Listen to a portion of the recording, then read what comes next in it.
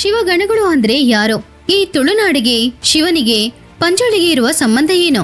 ಕಾಂತಾರ ಸಿನಿಮಾದಲ್ಲಿ ನಾವು ನೋಡಿದ್ದು ಮಾತ್ರ ನಿಜಾನಾ? ಇಲ್ಲ ಇನ್ನೂ ನಮಗೆ ಗೊತ್ತಿಲ್ಲದೆ ಇರುವ ವಿಷಯಗಳು ಇದೆಯಾ? ತುಳುನಾಡಿನಲ್ಲಿದ್ದ ಕಂಬೋಲ ರಾಜ್ಯ ಏನಾಯ್ತು? ಗುಳಿಗದೇವ ಅವರನ್ನ ಏನ್ ಮಾಡ್ತೋ? ತುಳುನಾಡಿನಲ್ಲಿ ಇವಾಗ್ಲೂ ಸಮಸ್ಯೆಗಳನ್ನ ಬಗೆಹರಿಸ್ತಾ ಇದ್ದಾರಾ? ಆ ತುಳುನಾಡಿಗೂ ಪರಶುರಾಮರಿಗೂ ಸಂಬಂಧವೇನೋ? ಈ ವಿಡಿಯೋದಲ್ಲಿ ಕಾಂತಾರ ಸಿನಿಮಾದಲ್ಲಿ ಬರದೇ ಇರುವ ವಿಷಯಗಳನ್ನ ಕೂಡ ನಾವು ತೋರಿಸ್ತಾ ಇದ್ದೀವಿ. ವಿಡಿಯೋನ ಕೊನೆ ತನಕ ನೋಡಿ.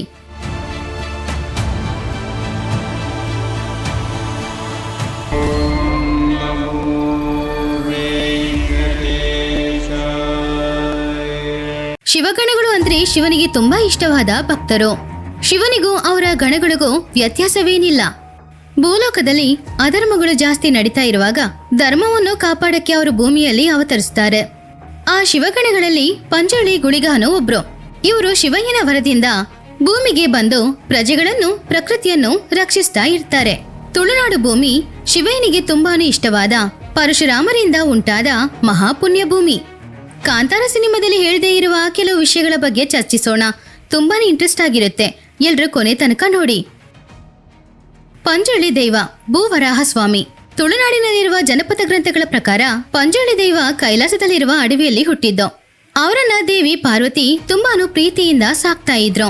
ಚಿಕ್ಕ ವಯಸ್ಸಿನಲ್ಲಿ ಸಂತೋಷವಾಗಿ ಬೆಳೆದು ಯುವಕನಾದ್ಮೇಲೆ ಕೈಲಾಸದಲ್ಲಿರುವ ಅಡವಿಯನ್ನು, ಪ್ರಕೃತಿಯನ್ನು ನಾಶ ಮಾಡ್ತಾ ಇದ್ದ. ಅದನ್ನು ನೋಡಿದ ಶಿವಯ್ಯನಿಗೆ ಕೋಪ ಬರುವಾಗ ಪಾರ್ವತಿ ದೇವಿ ಶಿವಯ್ಯನನ್ನ ತಡೆದು, ಸ್ವಾಮಿ ಅದು ಪ್ರಕೃತಿ, ಅದಕ್ಕೆ ಕೊಟ್ಟಿರುವ ಲಕ್ಷಣ ಅಂತ ಹೇಳಿದ್ರು. ಶಿವಯ್ಯ ಕೋಪವನ್ನು ಬಿಟ್ಟು ಪಂಜೋಳಿಯನ್ನ ಬೆಳೆಗಳಿಗೂ, ಪ್ರಕೃತಿಗೂ, ಪಂಚಭೂತಗಳಿಗೂ ರಕ್ಷಕನಾಗಿರು ಅಂತ ಹೇಳಿದ್ರು. ಆ ದಿನದಿಂದ ಈ ದಿನವರೆಗೂ ಅವರು ತುಳುನಾಡಿನಲ್ಲಿರುವ ಪ್ರಜೆಗಳನ್ನ ರಕ್ಷಿಸ್ತಾ ಇದ್ದಾರೆ. ಪ್ರತಿ ವರ್ಷ ಡಿಸೆಂಬರ್ ಇಂದ ಜುಲೈಯೊಳಗಡೆ ಈ ಭೂತಕೋಲವನ್ನ ನಿರ್ವಹಿಸ್ತಾ ಇರ್ತಾರೆ. ಆವಾಗ ಅಲ್ಲಿ ಪಂಜೋಳಿ ದೈವವನ್ನ ಆರಾಧನೆ ಮಾಡ್ತಾ ಇರುವ ಪೂಜಾರಿಗೆ ಸ್ವಯಂ ಪಂಜೋಳಿ ದೈವ ಬಂದು ಒಂದು ಖಡ್ಗ ತೆಗೆದು ಅದರಿಂದ ಒಂದು ಗೆರೆ ಹಾಕಿ, ಈ ಭೂಮಿ, ಈ ಪ್ರಜೆಗಳು, ಈ ಗಾಳಿ ಎಲ್ಲದಕ್ಕೂ ರಕ್ಷಕ ನಾನೇ ಹಾಗಂತ ಹೇಳಿ ಜೋರಾಗಿ ಕಿಚ್ತಾರೆ. ಆವಾಗ ಅಗ್ನಿಯಿಂದ ಆರತಿ ತೆಗೆದು ಅವರನ್ನ ಶಾಂತ ಮಾಡ್ಬೇಕು. ಪಂಜೋಳಿಯನ್ನ ಭೂವರಾಹ ಸ್ವಾಮಿ ಅಂತ ಪೂಜಿಸ್ತಾ ಇರ್ತಾರೆ. ಆ ಸಮಯದಲ್ಲಿ ದೇವಸ್ಥಾನದಲ್ಲಿರುವ ಪೂಜಾರಿಯ ದೇಹದೊಳಗಡೆ ಪಂಜೋಳಿ ದೈವ ಬರುತ್ತೆ ಅನ್ನುವ ನಂಬಿಕೆಯಲ್ಲಿ ಎಲ್ಲ ಕುಲದವರು, ಎಲ್ಲ ಮತದವರು ಸೇರಿ ಅವರನ್ನ ಆರಾಧಿಸ್ತಾರೆ. ಅವರಿಗೆ ಸಸ್ಯಾಹಾರಿಯಾದ ಫಲಗಳು, ಹಾಲು, ತಿಂಡಿಗಳನ್ನ ಸಮರ್ಪಿಸ್ತಾ ಇದ್ರು. ತುಳುನಾಡಿನ ಪ್ರಜೆಗಳಿಗೆ ಧರ್ಮವನ್ನ ಈವಾಗ್ಲೂ ಕ್ರೋಧ ರೂಪದಲ್ಲಿ ರಕ್ಷಿಸ್ತಾ ಇರುವ ದೈವ ಅಂದ್ರೆ ಅದು ಗುಳಿಗದೈವ. ಗುಳಿಗದೈವ ಅಂದ್ರೆ ತುಳುನಾಡಿನಲ್ಲಿ ಸಾಮಾನ್ಯವಾದ ದೈವವಲ್ಲ. ತಪ್ಪು ಮಾಡಿದವರಿಗೆ ಭೈರವನಾಗಿ ಯಮಧರ್ಮರಾಜು, ನೀತಿಯಿಂದ ಬಾಳೋರಿಗೆ ಪರಮದಯ ಸ್ವರೂಪಿ. ಗುಳಿಗ ಅಂದ್ರೆ ಕನ್ನಡದಲ್ಲಿ ಕಲ್ಲು ಅಂತ ಅರ್ಥ. ಕೈಲಾಸದಲ್ಲಿ ಪಾರ್ವತಿ ದೇವಿ ಶಿವನಿಗೋಸ್ಕರ ಭಸ್ಮ ತಗೊಂಡ್ ಬಂದಾಗ ಅದರಲ್ಲಿ ಒಂದು ಕಲ್ಲಿತ್ತು. ಆವಾಗ ಶಿವಯ್ಯ ಆ ಕಲ್ಲನ್ನ ವೈಕುಂಠದಲ್ಲಿರುವ ಶ್ರೀ ವಿಷ್ಣು ಹತ್ರ ಕೊಟ್ಟಾಗ ವಿಷ್ಣು ಅದನ್ನ ಮುಟ್ಟಿ ಧರ್ಮಕ್ಕೂ ನ್ಯಾಯಕ್ಕೂ ರಕ್ಷಕನಾಗಿ ಇರು ಅಂತ ಅವನಿಗೆ ವರ ಕೊಟ್ರು. ಯಾವಾಗ್ಲೂ ಗುಳಿಗನಿಗೆ ಹಸಿವು ತುಂಬಾನೇ ಜಾಸ್ತಿ ಇರ್ತಿತ್ತು. ಆದ್ರಿಂದ ಪ್ರಪಂಚದಲ್ಲಿರುವ ಧಾನ್ಯ, ಮರ ಏನೇ ತಿಂದ್ರೂ ಕೂಡ ಗುಳಿಗನಿಗೆ ಮಾತ್ರ ಹಸಿವು ಕಡಿಮೆಯಾಗೋದೇ ಇಲ್ಲ. ಕೊನೆಗೆ ಮಹಾವಿಷ್ಣು ಅವರ ಚಿಕ್ಕ ಬೆರಳನ್ನ ಕೊಟ್ಟಾಗ ಆವಾಗ ಗುಳಿಗನಿಗೆ ಹಸಿವು ತೀರಿತು. ಭೂತಕೋಲ ನಡೆಯುವಾಗ ಜೋರಾಗಿ ಒಂದು ಕಿಚ್ಚಾಟ ಕಿಚ್ತಾರೆ. ಆ ದೈವವನ್ನ ನೋಡಕ್ಕೆ ಎಲ್ರೂ ಹೆದರ್ತಾರೆ. ಇವರು ಪಂಜೋಳಿಯ ತರ ಶಾಂತ ಸ್ವರೂಪಿ ಅಲ್ಲ, ಇದು ಕ್ರೋಧ ರೂಪ. ಗುಳಿಗ ದೈವಕ್ಕೆ ಕೋಪ ಬಂದ್ರೆ ಭಯಂಕರವಾದ ಬರಗಾಲ, ರೋಗ, ಪ್ರವಾಹ ಬರುತ್ತೆ ಅನ್ನೋದು ಪ್ರಜೆಗಳ ನಂಬಿಕೆ. ಹೌದು, ಕಂಬೋಲ ರಾಜ್ಯ ಅನ್ನೋದು ಏನಾಯ್ತು? ಗುಳಿಗ ದೈವ ಕಂಬೋಲ ರಾಜ್ಯಕ್ಕೆ ಕೊಟ್ಟಿರುವ ಶಿಕ್ಷೆ ಏನು? ಭೂತಗೋಲ ಸಮಯದಲ್ಲಿ ಯಾರಾದ್ರೂ ಅನ್ಯಾಯ ಮಾಡಿದ್ರೆ, ಬಲಹೀನರನ್ನ ಹಿಂಸಿಸಿದ್ರೆ ಗುಳಿಗ ದೈವ ಆವಾಗ್ಲೇ ಅವರಿಗೆ ಶಿಕ್ಷೆ ಕೊಡ್ತಾ ಇತ್ತು. ಗುಳಿಗ ದೈವದ ಹತ್ತಿರ ಯಾರಿಂದಾನೂ ಸುಳ್ಳು ಹೇಳಕ್ಕಾಗಲ್ಲ. ದೈವಕ್ಕೆ ಹೆದರದೆ ತಪ್ಪಾದ ಕೆಲಸ ಮಾಡಿದ್ರೆ ಖಂಡಿತ ಅವರು ರಕ್ತ ಕಕ್ಕಿ ಅವ್ರ ಜೀವನ ಬಿಡ್ತಾ ಇದ್ರು. ಇದು ಸುಮಾರು ಸಲ ನಡೆದಿದೆ ಕೂಡ. ಆದ್ರಿಂದಾನೇ ಗುಳಿಗ ದೈವದ ಹತ್ತಿರ ಇರೋರು ಎಲ್ರೂ ನಿಜ ಹೇಳುವವರು ಅಂತ ಎಲ್ರಿಗೂ ನಂಬಿಕೆ ಇದೆ. ಇದು ಸಾಧಾರಣವಾಗಿ ನಡೆದಿದ್ದು. ಹಾಗೇನೆ ಕಂಬೋಲ ರಾಜ್ಯದ ರಾಜ ಅವನ ಭೂಮಿಯನ್ನ ಅಮಾಯಕ ಪ್ರಜೆಗಳಿಗೆ ಕೊಡ್ತೀನಿ ಅಂತ ಹೇಳಿ ಅವರ ಹತ್ರ ಇದ್ದ ಸಂಪತ್ತುಗಳನ್ನ, ಅಮೂಲ್ಯವಾದ ರತ್ನಗಳನ್ನ ಅವರಿಗೆ ಮೋಸ ಮಾಡಿ ದೋಚ್ಕೊಳ್ತಿದ್ರು. ಆಮೇಲೆ 11 ದಿನಗಳಲ್ಲಿ ಆ ರಾಜ ವಿಚಿತ್ರವಾಗಿ ರಕ್ತ ಕಕ್ಕಿ ಸತ್ತೋದ. ಆ ಪಾಪದ ಕೆಲಸದಲ್ಲಿ ಯಾರ್ಯಾರಿದ್ರೋ 1 ವರ್ಷದಲ್ಲೇ ಅವರೆಲ್ಲರೂ ಕೂಡ ಇದೇ ರೀತಿ ಸತ್ತೋದ್ರು. ಹೀಗೆ ಎಷ್ಟೋ ರಾಜರು, ಅಧಿಕಾರಿಗಳು ಅನ್ಯಾಯವಾದ ಕೆಲಸಗಳನ್ನ ಮಾಡಿ ಅವರ ಕೋಪಕ್ಕೆ ಬಲಿಯಾದ್ರು. ಇವಾಗ್ಲೂ ಗುಳಿಗ ದೈವ ಪೂಜಾರಿಯ ದೇಹದೊಳಗಡೆ ನುಗ್ಗಿದ ತಕ್ಷಣ ಅವರು ಭಯಂಕರವಾಗಿ ಕಿಚ್ಚಾಡ್ಕೊಂಡು ಪ್ರಾಣಿಗಳ ರಕ್ತವನ್ನ ಮಾಂಸವನ್ನ ಆಹಾರವಾಗಿ ತಗೊಳ್ತಾ ಇದ್ರು. ಪ್ರತಿ ವರ್ಷ ಅದೇ ದೇವರು ಪೂಜಾರಿ ರೂಪದಲ್ಲಿ ತೀರ್ಪು ಹೇಳ್ತಾ ಇದ್ದಾರಾ? ಹೌದು, ನಿಜಾನೇ. ಪ್ರತಿ ವರ್ಷ ಅದೇ ದೇವರು ಪೂಜಾರಿಯ ದೇಹದೊಳಗಡೆ ನುಗ್ಗಿ ಪ್ರಜೆಗಳ ಸಮಸ್ಯೆಗಳಿಗೆ ತೀರ್ಪು ಹೇಳ್ತಾ ಇದ್ರು. ಭೂತಕೋಲದಲ್ಲಿ ದೈವ ದೇಹದೊಳಗಡೆ ನುಗ್ಗಿದ ಆ ವ್ಯಕ್ತಿ ಹೇಗ್ ನಡ್ಕೊಳ್ತಾನೆ ಅಂದ್ರೆ ಅವರ ದೇಹ ನಡ್ಗಕ್ ಶುರುವಾಗುತ್ತೆ, ಜೋರಾಗಿ ಅಲ್ಲಾಡುತ್ತೆ. ಇದು ದೈವ ಅವರೊಳಗಡೆ ಬಂದಿದೆ ಅನ್ನೋದಕ್ಕೆ ಒಂದು ಸೂಚನೆ. ಆ ಕ್ಷಣದಲ್ಲೇ ಆ ವ್ಯಕ್ತಿಯ ಮುಖ ಭಾವನೆಗಳು ಎಲ್ಲಾನು ಸಂಪೂರ್ಣವಾಗಿ ಬದಲಾಗುತ್ತೆ. ಕೋಪದಿಂದ ನೋಡುವ ದೃಷ್ಟಿ ಗಂಭೀರವಾಗಿ ಕಾಣಿಸ್ತಾರೆ. ತಬಲ ಪೀಪಿ ಶಬ್ದ ಓದುವಾಗ ಆ ಶಬ್ದವನ್ನು ಕೇಳಿ ಇನ್ನು ಭೀಕರವಾಗಿ ತುಂಬಾ ಘೋರವಾಗಿ ನೃತ್ಯ ಮಾಡ್ತಾ ಇರ್ತಾರೆ.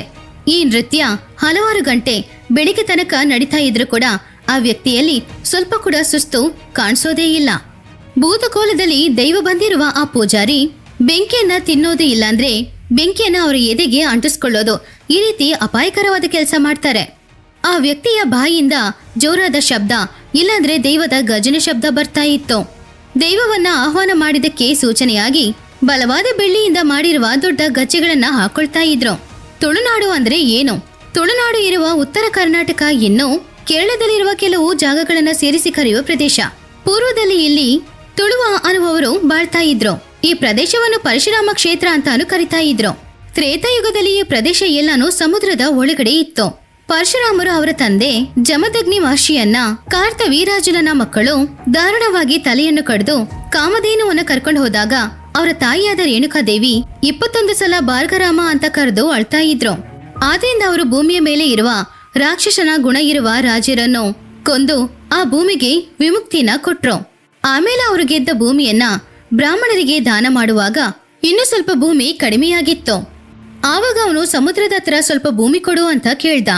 ಆವಾಗ ಆ ಪ್ರದೇಶ ತುಳುನಾಡು ಆಗಿ ಬದಲಾಯಿತು. ಬ್ರಿಟಿಷ್ ಕಾಲದಲ್ಲಿದ್ದ ಆಥರ್ ಕೋಕ್ ಬರ್ನಲ್ ಭೂತಕೋಲ ಒಂದು ಡೆವಿಲ್ ಪೂಜೆ ಅಂತ ಅವರ ಪುಸ್ತಕದಲ್ಲಿ 18ನೇ ಸೆಂಚುರಿಯಲ್ಲಿ ಬರೆದಿದ್ದಾರೆ. ಪ್ರಮುಖ ಆಂಥೋಪಾಲಜಿಸ್ಟ್ ಪೀಟರ್ ಜೆ ಕ್ಲಾಸ್ 18ನೇ ಸೆಂಚುರಿಯಲ್ಲಿ ಆಥರ್ ಕೋಕ್ ಬರ್ನಲ್ನ ಚಾಲೆಂಜ್ ಮಾಡಿದ್ರು. ನೀನು ರಿಸರ್ಚ್ ಮಾಡಿರುವ ಭೂತಕೋಲ ಡೆವಿಲ್ ಆರಾಧನೆ ಅಲ್ಲ, ಹಾಗೆ ಆ ಆಥರ್ ಹೇಳಿದ್ದು ಸುಳ್ಳು. ಕೆಲವು ವ್ಯಾಸಗಳು UNESCO world heritage festival list ಅಲ್ಲಿ ಒದಗಿಸಿ ಇದು ಕಟ್ಟುಕತೆಯಲ್ಲ, ತುಳುನಾಡು ಮಣ್ಣಿನ ಅತಿ ದೊಡ್ಡ ಸಂಪ್ರದಾಯ ಅಂತ ಹೇಳಿದ್ರು. ಭಾರತ ಭೂಮಿಯಲ್ಲಿ 1000 ವರ್ಷಗಳಾದ್ರೂ ಕೂಡ ಇನ್ನು ಜೀವಂತವಾಗಿರುವ ಒಂದು ಅದ್ಭುತ ಸಂಪ್ರದಾಯ ಈ ಭೂತಕೋಲ. ಇದು ಬರೀ ಒಂದು ಪೂಜೆಯಲ್ಲ, ಮನುಷ್ಯರ ದೈವದ ಮಧ್ಯದಲ್ಲಿರುವ ಜೀವ ಸಂಬಂಧ. ತುಳುನಾಡಿನ ನೆಲದಲ್ಲಿ ರಾತ್ರಿ ಅಗ್ನಿಜ್ವಾಲೆಗಳು ಉರಿತಿರುವಾಗ ಹಾಗೇನೆ ಮೃದಂಗಗಳ ಶಬ್ದಗಳ ಮಧ್ಯದಲ್ಲಿ ಸಾಧಾರಣ ವ್ಯಕ್ತಿಯ ದೇಹದಲ್ಲಿ ದೈವ ಅವತರಿಸುತ್ತೆ. ಆ ಸಮಯದಲ್ಲಿ ಶಬ್ದಗಳು ಎಲ್ಲಾನು ನಿಂತು ಹೋಗುತ್ತೆ. ಗಾಳಿ ಶಬ್ದ ಕೂಡ ಕೇಳಿಸಲ್ಲ. ದೈವ ಮಾತಾಡುವಾಗ ಎಲ್ಲರ ಮನಸ್ಸು ತಲೆ ಬಗ್ಗುತ್ತೆ. ಇಲ್ಲಿ ರಾಜರು ಬಡವರು ಅನ್ನುವ ಭೇದ ಭಾವ ಇಲ್ಲ. ದೈವದ ಮುಂದೆ ಎಲ್ಲರೂ ಸಮಾನವೇ. ಅದು ನ್ಯಾಯ ಹೇಳುವ ದೇವರು, ಪ್ರಕೃತಿಯ ರಕ್ಷಕ, ನಮ್ಮ ಆತ್ಮಕ್ಕೆ ಅರ್ಥ ತೋರಿಸುವ ಶಕ್ತಿ. ಭೂತಕೋಲ ಅನ್ನೋದು ನಮ್ಮ ಸಂಸ್ಕೃತಿಯಲ್ಲಿ ಪ್ರಾಣ, ನಮ್ಮ ಧರ್ಮದಲ್ಲಿ ಬೆಳಕು. 5 ವಯಸ್ಸಿನ ಹುಡುಗನಿಂದ 100 ವಯಸ್ಸಿನ ಅಜ್ಜನ ತನಕ ಒಂದು ಸಲ ಈ ದೇವರನ್ನ ನೋಡಿದ್ರೆ ಮನಸ್ಸಿನಲ್ಲಿ ಏನೋ ಒಂದು ಭಕ್ತಿ ಹಾಗೇನೆ ಉಳಿದೋಗುತ್ತೆ. ಇದು ಬರೀ ಮಾತಿನ ಸಂಪ್ರದಾಯವಲ್ಲ, ಇದು ನಮ್ಮ ಹೃದಯಗಳಲ್ಲಿ ಹೊಡ್ಕೊಳ್ಳುವ ಸ್ಪಂದನ, ನಮ್ಮ ಮೂಲ, ನಮ್ಮ ಮಣ್ಣು, ನಮ್ಮ ಗೌರವ. ಇದು ತುಳುನಾಡಿನ ಭೂತಕೋಲ ದೈವದ ಅದ್ಭುತವಾದ ನ್ಯಾಯ. ಇನ್ನು ದೇವರು ಇದ್ದಾನೆ ಅನ್ನೋದಕ್ಕೆ ಸಾಕ್ಷಾತ್ ನಿರೂಪಣೆ. ಈ ವಿಡಿಯೋ ಮೂಲಕ ಸುಮಾರು ವಿಷಯಗಳನ್ನ ನೀವು ತಿಳ್ಕೊಂಡಿದ್ದೀರಾ. ಈ ವಿಡಿಯೋ ಇಷ್ಟ ಆದ್ರೆ ಈ ವಿಡಿಯೋನ ಲೈಕ್ ಮಾಡಿ, ಶೇರ್ ಮಾಡಿ. ಈ ವಿಡಿಯೋ ಹೇಗಿದೆ ಅಂತ ಒಂದು ಕಮೆಂಟ್ ಮಾಡಿ. ಆವಾಗಲೇ ಈ ವಿಡಿಯೋ ಎಲ್ರಿಗೂ ರೀಚ್ ಆಗುತ್ತೆ.